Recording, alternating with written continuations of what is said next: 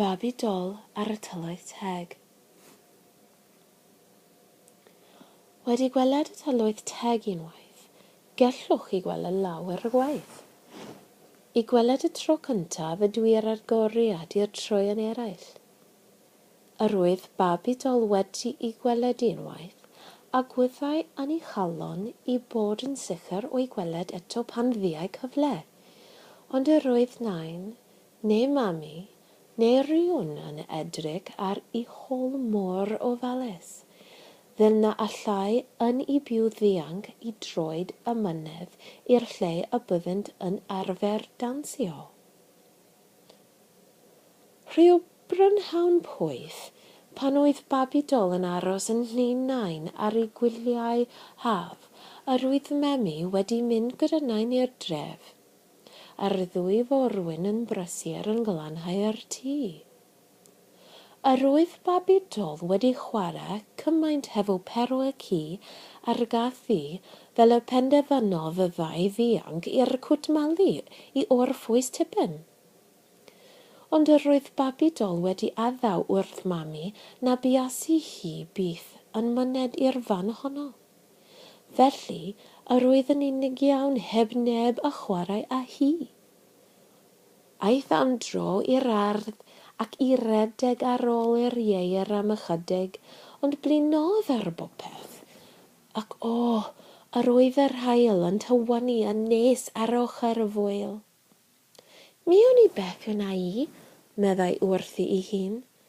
Mi a fi fyny ar fwyl I weld llwybrau ar defaid ac I hel cnau.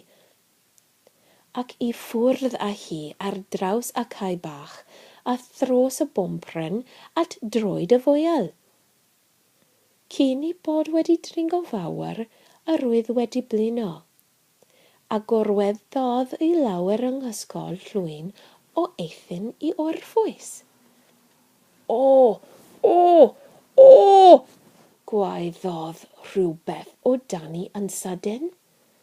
Cododd Babi Doll mewn eiliad, a beth oedd yno ond dyn bach. Yr un fach ar dyn bach a welodd y tro cyntaf a gwelodd y Tylwyth Teg.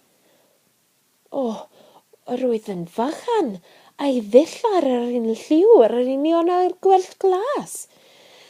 Edrychai yn fernig iawn arni a gwasgai I droed rhwng I dwylaw. Mae'n debyg I fod yn tai hefyd wedi gorwedd I gysgu o dan y llwyn eithin, a bod Babi Doll wedi gorwedd ar ei droed. Mae'n ddrwg gen I, meddai wrtho. Wnes I eich brifo? Do, debyg iawn, meddai, a sŵn crio mawr yn ei lais. Ond pa waith? Fy mrifo gaf bellach tra bod fy byw. O dir! A siglodd ef I hun yn ôl o blaen a'i droed ar lun. Pam ydych chi'n deud beth fel yna? Meddai Babi Doll. Ni fedr neb frifo'r Tylwyth Teg, meddai memi. Nid oedd fi yn perthyn i'r Tylwyth Teg yn awr, meddai yn tai. Mae'n wedi fi alltudio. Am beth? Gofynnodd Babi Doll, a'i llaeth yn llawn tosteri. Wel, meddai'r dyn bach. Yr oedd dawnsio mawr a lan y llyn neithiwr, ond yn lle dawnsio fel y lleith, aeth merc ieuengaf y frenhines I grwydro i'r hesg, a gwelodd ymlle y mae y iair fac yr hesg yn gwneud nith, ac nid oes neb I weld y nith hwnnw ond y pysgod. Gwelodd brenin y pysgod y dywysoges, ac yn ei lid trodd hi yn briff copyn mawr di. Ac i ni welodd ni beth mae honni. Dir, beth a wynaf. Biti, meddai Babi Doll. Oedd hi'n glws? clos, oedd debyg iawn, meddai yn Tai. Hi oedd dlysaf o holl ferched y brenhines. Gwryd y wawer oedd I hynw. Wel, pa help oedd gennych chi I bod wedi colli? Gofynnodd Babi Doll. O, meddai yn Tai. O dan fy ngofal I yr oedd, mae un ohonom ni yn gwylio pob tywysoges. O'n ni chollwyd yr un o deulu yn brenhines ni o'r blaen. A fi oedd wedi magu gwryd y wawer. O! A decriodd siglo I hunan drachefn. Fiwch chi yn yr rhes gan chwilio amdani? Meddai Babi Doll. Naddo, meddai'r dyn bach. Waeth I mi heb na mynd, achos y mae'r frenhines wedi dywedyd na all yr un prif copyn fyw yn y rhesg, am nad oes yno le sich iddo wneud I di, ond y mae hi a'r holl Tylwyth Teg yn mynd I lan I llyn pan gwyd y lleod heno. I wylo yn uchel amdani, gan ddysgwyl y daw un I hôl. Ydych chi'n mynd? Gofynnodd Babi Doll. O, diar na gydwyf, meddai yn Tai. Rhaid I mi aros yn y fan yma am byth bellach a chael fy mathrig am bobl I feddwl oherwydd ni fedra fy ffwrdd o gwmpas ar y ddaiar. Bo, meddai rhywbeth yn sydyn y tu ôl y Babi Doll a dysgynodd dwy bawen ar ei hasgwydd. Per oedd yna wedi dafodd y chwilio amdani. Edrychodd Babi Doll o'i chwmpas, yr oedd y dyn bach wedi diflannu. A chwlwai lais I mam yn galw arni. Wel, meddai, dyna mami wedi dafod y dre. Mae'n rhaid mod I wedi bod yma yn hir. Rhed perw bach. Ac yn ei hôl a hi am dimnaen a phero wrth I solau. Pan gyrraeddodd y tŷ, yr oedd Elin y forwyn yn glanhau'r parlwr, ac aeth hithau mewn I weld. Yr oedd nain yno hefyd, a'i hysbectol ar ei thrwyna'n chwilio am y llwch. Edrychodd mistras ar un bricopyn mawr yma, meddai Elin. A mae'n rhaid mai wy'n awraeth yr holl wedd yma neithiwr. Doedd yma ddim ddwy pe cawn i'r bwrwys na mi lladdwnio. Gwelai Babi Doll brif copyn mawr di yn ymlwybro ar draws y llawer, a chi'n bod y brws yn llaw Elin neu diodd e drwy fraich am ei chwysau, a gwaeddodd.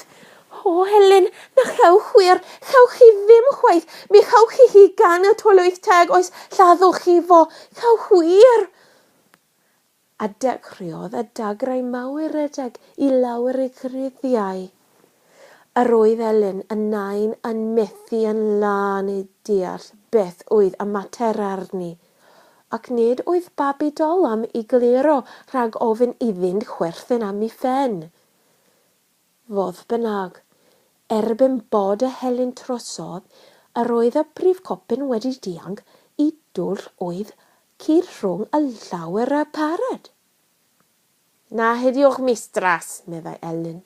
Mi allan eto fori, rhyf yn siŵr hon eto. Ond yr oedd Babi Doll yn sicr o beth arall.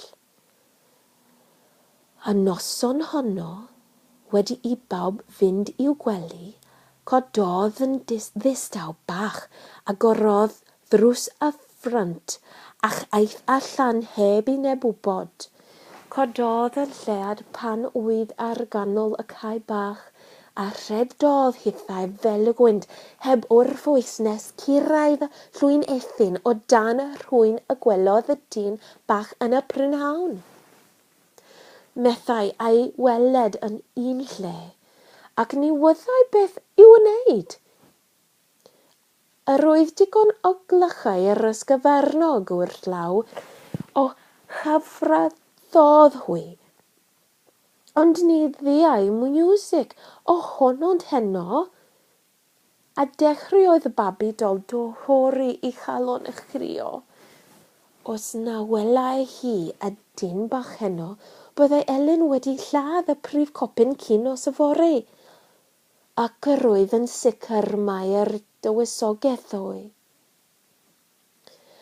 Tŷ nain oedd y tŷ nesaf i'r llyn, ac thebyg iawn mae yno yr oedd wedi dianc.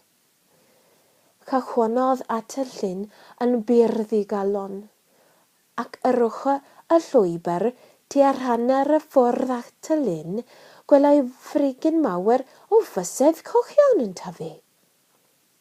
Dyma'i rhai mawr, meddai, a rhedodd I bysedd hyd ddynt, ac ersandodd mawr iddi beth a ddaeth allan o un o'r bysedd ond y dyn bach I hunan, ac yr oedd Babi Doll yn falch o'i weled, a brysiodd I ddywedyd I stori otho. Aeth yntau yn gynhyrfus iawn, ac I ffwrdd ar ddau at y llyn. Ar ei ffwrdd dywedodd wrthi fel yr oedd chwaer y dywysoges oedd ar goll wedi tosterio otho, ac wedi peri i'r bysedd cochion dyfu mewn bod yn garref iddo ef, ac nad oedd neb yn medru I gweled, ond y sawl oedd wedi gweled brenhinas a Tylwyth Teg. A dyna paham y gwelodd Babi Doll hwy. A phan ddywedodd yr dyn bach hefyd, mae honno a welodd Babi Doll yn priodi, oedd wedi gwneud y tro caredig. Nid oedd yn syni'r dim, achos yr oedd wedi meddwl lawer gwaith bod honno yn debyg iawn y mami. Ac nid oedd neb yn yr holl fyd mor garedig a mami. Biti garw, meddai Babi Doll. Wedi iddynt gyrraedd y llyn. Hynny beth dio a dwad a llwsw a glychau'r sgfarnodd efo ni. Sut y meddwl ni alw ar y Tylwyth Teg hebddynt? A dywedodd y dyn bach yn drist iawn. Nid yw rai hynny yn dda I ddim yn awyr. Nid oes miwsig yn y glychau tra bydd y dywysoges ar goll. A deallodd Babi Doll paham na bu i'r clychau glas gani pan ysgydwodd hwy. Tor oedd y dyn bach ddau welltyn, clymodd hwy yn ei gilydd a thaflodd un pen dros un o'r hesg. Gofynnodd I Babi Doll dynnu'r pen byr hyd a byddai'r ddau yn wastad a dal gafael yn ddynt yn dyn. Gwnaeth hithau yn dringodd yntau ar hyd ddynt I ben un o'r hesg talaf, ac yn y fan honno gwnaeth sŵn fel sŵn prif copen. Gwyddach am y sŵn, tic, tic, tic, fel cloch. A dyma'r hesg I gyd yn ysgwyd, a sŵn wylo mawr yn ei gwynt, a gwelodd Babi Doll frenhines y Tylwyth Teg am yr ail waith, ond yr oedd ei dillad fel cwmwl llwyd heno. I hwyneb yn welw, ac nid oedd coron ar ei phen. Dysgynodd y dyn bach I lawer ati, a phenliniodd o'i blaen, a dywedodd I stori wrthi. Aeth y frenhines yn gynhyrfus iawn hefyd, tarawodd yr hesg a daeth llu mawr o'r Tylwyth Teg a'r dynion bach o'i chwmpas dywedodd yr stori dyn bach wrthynt, a dyna lle yr oedd y mawr a symud, a chynwrf, Daeth y dyn bach at Babi Doll ac arweiniodd hi at y frenhines. Cyfyrddodd honno hi a'i gwialen, a chafodd ei hunan yn mynd yn llai, nes oedd fel un o'r Tylwyth Teg ac yn medru siarad yn iawn â chwi. Gofynnodd y frenhines iddi i harwain i'r fan lle y gwelodd y prif copen. Cudiodd y dyn bach un yn llaw iddi, ac mwynhad mawr iddi, cymerodd y dywysoges dlos oedd yn debyg i mami, i llaw arall ac i fwrdd â hwy, dros y llyn, y gwrs, a'r ddôl fel adar heb gyffwrdd i traed yn y ddaear, nes ydynt ddysgu'n anghardd nain. Dangosodd Babi Doll ffenestr a parlwr iddynt, a tharawodd y frenhines a gwrdd ar ei gwialen, ar gorodd y ffenestr ar unwaith ac aethont oll i mewn a Babi Doll gyda hwy. Dangosodd i'r frenhines y twll lleir all y prif copen, safodd hithau o'i flaen, a galwodd gryd y wawer, gryd y wawer, gryd y wawer, dair gwaith, a daeth y prif copen allan. Rhedodd i rai ohonynt o ddiar i ffwrdd, ond cyffreddodd y frenhines ef yn daner a'i gwialen, ac yn y fan, yn ei lei, daeth y ferch fach lleaf, dylysaf y welodd Babi Doll eto, yn llai o lawer na leill, i llygaidd yn llasach, a'i gwallt yn filynach hydd yn oed na gwallt y dywysoges oedd yn debyg i mami. Cipiodd y frenhines hi i'w breciau. Mam, meddai hithau, a'i dwy fraich wen am ei gwddf. Dechreuodd y lleill i gyd ddawnsio a llawer y palwr, a chydiodd rai ohonynt yn nwylaw Babi Doll, a dawnsiodd hithau gyda hwy nes dysgu'n ar lawer y parlwr wedi blino'n lan, ond cyn gynteg ag y dysgynodd, teimlodd li o frechiau tyner yn gafael amdani. A'r peth nesaf y mae yn ei gofio ydw i'n bod wedi agor i llygad yn ei gwely bach ei hunain. Yr haul yn tywanu ar ei wyneb. Buasai un hoffi adrodd yr hanes wrth nain ac Elen, ond roedd arni ofyn iddynt chwerthin. Dywedodd wrthi mami, ond ni ddywedodd mami fawr, dim ond i gwasgu yn dyn a chisanu i hwyneb drosto i gyd. Pan gododd, aeth i'r parlwr, a dyna nes oedd y carped yr oedd pob lliw ynddo, a gofynnodd i nain amser brecwast. Welsoch chi carped y parlwr heddiw'r nain? Do, ma chi, meddai nain. Ellen sy'n weddi bod yn ei llanau her fod dail te, a mae wedi dwaladad yn golos. Edrachodd Babi Doll ar mami, ac yr oedd mami yn deall yn iawn, ond ni ddywedodd yr un ohonynt ddim. Ond yr oedd yn hyfryd clywed Ellen yn dywedyd rhyw dro yn ystod y dydd. Mi fethu sy'n blaen a dwad o heder hen bod y copyn honno, mistras. Mae o fel tai o wedi dy flaen ei rwle. Ac yr oedd Babi Doll yn meddwl, Ellen Trian, ac at ei gwyddau mor agos i'r gwir oedd.